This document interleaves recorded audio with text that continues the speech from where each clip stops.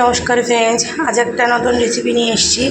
এখানে নিয়েছি দইরে কলা, তো ভালোভাবে কেটে ধুয়ে রেডি করে রেখে দিয়েছি।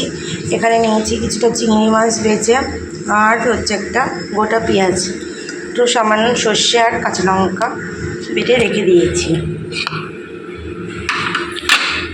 কড়াইয়ে তেল গরম করতে দিয়ে দিয়েছি, তেলটা গরম হয়ে গিয়েছে। এখানে কুচিয়ে রাখা পেঁয়াজটা দিয়ে দেব।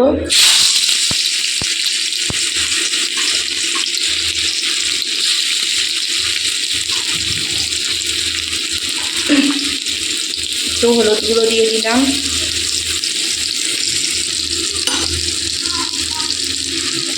আর একটু লবণ দিয়ে দিলাম।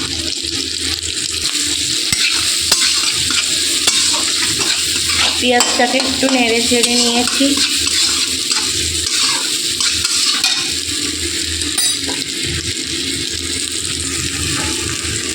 পেঁয়াজটা একটু ভাজা হয়ে এসছে। এবার চিংড়ি মাছগুলো দিয়ে দিলাম, দিয়ে ভালো করে কষিয়ে নেব চিংড়ি মাছটাকে পেঁয়াজের সঙ্গে।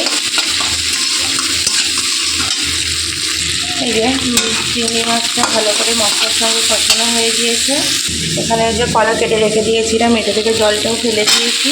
এবার কলাটা পুরোটা দিয়ে দিলাম, দিয়ে ভালো করে কষিয়ে নেব। কেউ চাইলে আগে থেকে এটাকে ভাবিয়ে নিতেও পারে, তো আমি এটা ভাবালাম না। ভালো করে তেলের মধ্যে কষিয়ে নিলেও টেস্টটা সুন্দর আসে। কলাটা প্রায় কষানো হয়েও এসেছে আমার।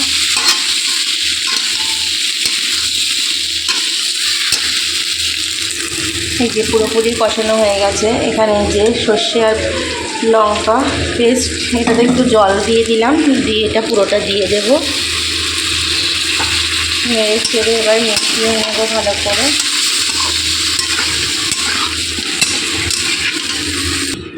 সর্ষে আর লঙ্কা বাটাটা মিশিয়ে দিয়ে ভালো করে জল দিয়ে দিয়েছি, দিয়ে এবার ঢাকা দিয়ে রেখে দেবো কলাটা সেদ্ধ হওয়ার জন্য।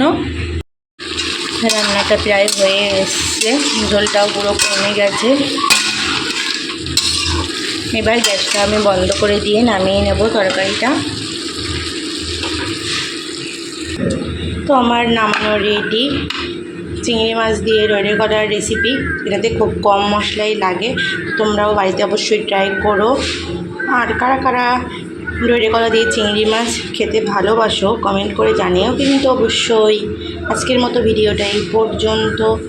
সবাই ভালো থেকো, সুস্থ থেকো, টাটা।